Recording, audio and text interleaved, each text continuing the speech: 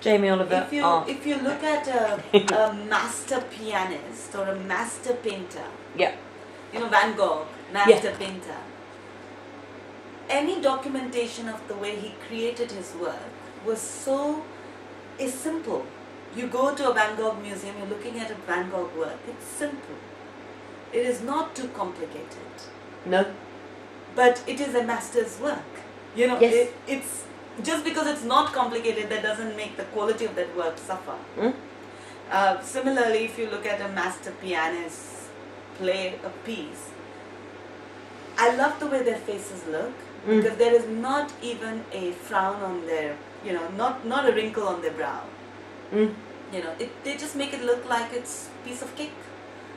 And what effort is going in playing whatever sonata that they're playing or whatever it is that they're doing. It's a big deal, right?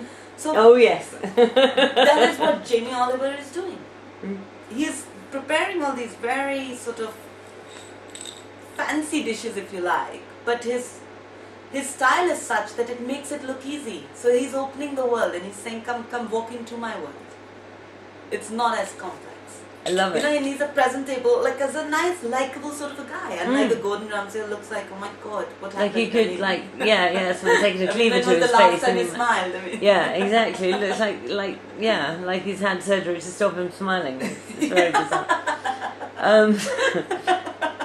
Are you going to use Jamie Oliver? No. No, they won't know who he is. But, no, maybe they do. But I don't want to confuse it at this stage.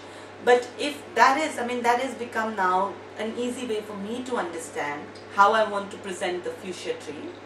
It's become a very easy way for everybody that I work with to understand what we are doing. Yeah. You've got such a lovely brain. Oh, no. No, it is. It's clever because we were, I said, go and look at the Chanda Prize and all this sort of thing. But, I've got a brain, I hope, works like mine. I hope mine does when I'm not tired. Of course. No, it does. Because you like we're women. But we're women. I think that's what it is. You kind of go off and you think, Jamie Oliver, that's such perfect. You need that goal and that model that you can translate to other people. Exactly. So I want to talk about in this speech. I want to talk about opening the world. Opening this world of art. Creating that depth, creating the so the things I wanted to talk about when discussing the fuchsia futures is that the program celebrates new talent and developments in the Indian contemporary art world. Very simple to understand now. So it does what? Say that again, and then you'll learn it. So the Fuchsia Futures program celebrates new talent and development in the Indian contemporary art world. Yep. Even though we explored a wide range of artists across our gifted country, those we have put a spotlight on and have recognized them for the quality of work that they're doing, for the fact that they have the potential to emerge as significant artists, and above all, who add to our understanding of humanity.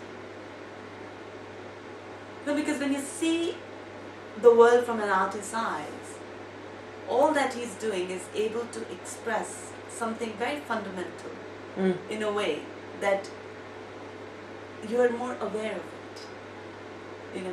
Looking at Guernica of Picasso, you're aware of the pain that goes in the world war, in a war. I almost think it's almost, it confronts you. It's like, an artist can, the one that you were talking about, the Damien Hirst work on the drugstore. Yes. It confronts you. It's you're living that reality. You're feeling it. And great art is about feeling the art. So what was that last bit? No, I completely agree, and even more when the last bit. So the last bit and artists, but above all, who add to our understanding of humanity. Artists, but above all. So the way I sort of wanted to put it was that we've explored a wide range of artists across our gifted country and put a spotlight on artists who obviously have talent, great quality of work, have the potential to emerge as significant artists in the future, but above all, who've added to our understanding of humanity.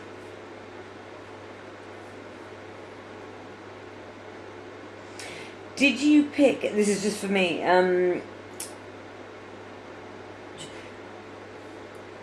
sorry, did the judges, did they pick artists specifically who had that most about them? Yes, because when I think about when we went back into the process, the one thing that we wanted was to find artists who had a very compelling language. They want to say something, and they're saying it in a very unique sort of a way. I like that. There is an artist amongst the 10. I mean, every one of those 10 are doing very interesting things. Somebody is doing these almost very simplistic 2D works, very simplistic works. I mean, they're flat almost. And these are she's a female artist. And all the faces in the artworks are very strange, almost part animal, part human kind of faces. And the works that she's talking about, I mean, the titles of the work would be My Grandmom and I, My Friend and I, The Three Singers. And she just has the most simplistic way of looking at observing what her world is like. And every work, you want to stand there and look at those faces and see the nuances of, because those figures don't look like anything. They definitely are not human kind of figures. You just want to say, and when she's has a work of Three Singers, for instance, then you're trying to sort of look at that work. Once you understand and can see the figures or see the thing, it brings a big smile. And it's just so funny. Because she sort of has these three singers like that. So,